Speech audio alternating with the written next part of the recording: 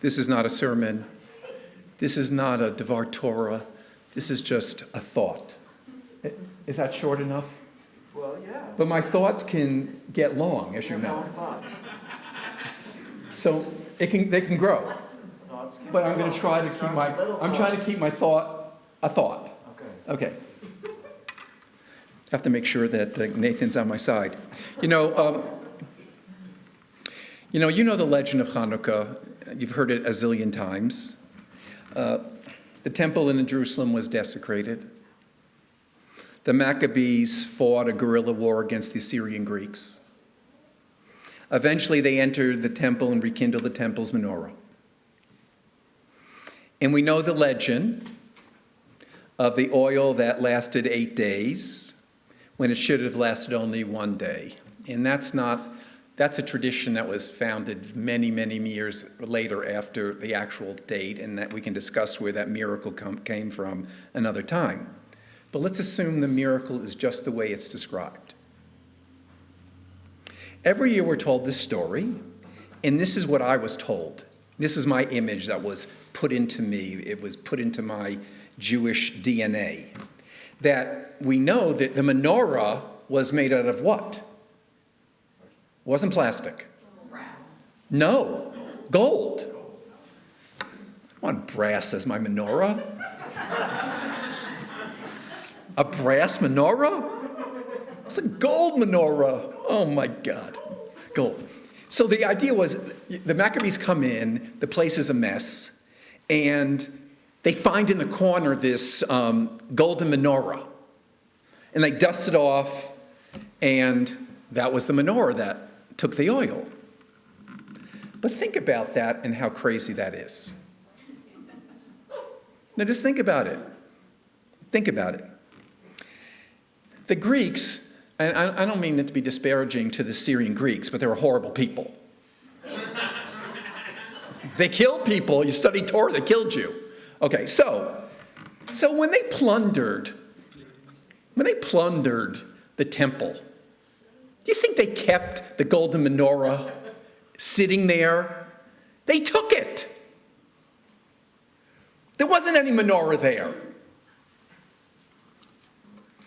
The Maccabees have a problem. Now, there is a rabbinic midrash, a rabbinic interpretation that gives such a beautiful answer. And I want you to remember this answer if you don't remember anything that I've said this evening, which you probably won't.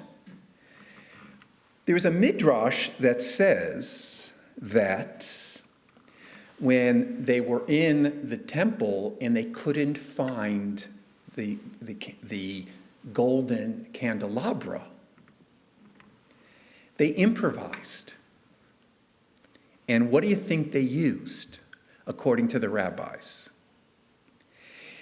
They used the spears that the Greeks had used in their battle against the Maccabees. Just think about that. The original Chanukiah, the original menorah, was made of the spears of our enemies.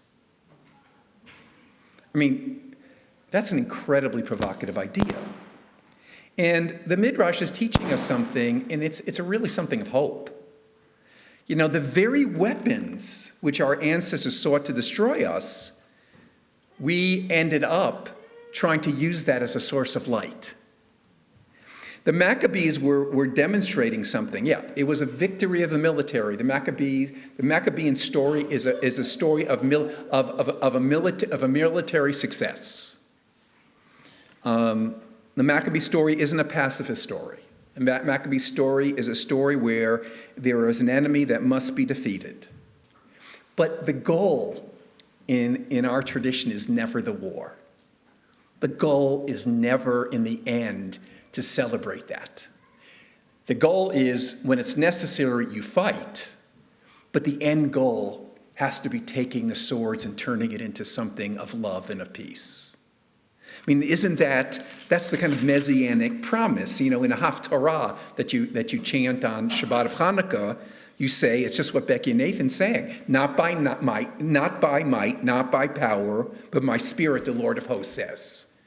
God is saying, I mean, in Zechariah, the prophet is saying is, you know, we Jews always have to recognize it's not about our power, it's about God's power. It's about us bringing the power of God into the world. We know from the story of Isaiah, the prophet says, they shall beat their swords into plowshares and their spears into pruning hooks. Nation shall lift up sword against nation, neither shall they learn war anymore. And that's not a statement is that sometimes you don't have to fight. Obviously you do. That's not to say that there aren't enemies that have to be defeated. They need to be defeated.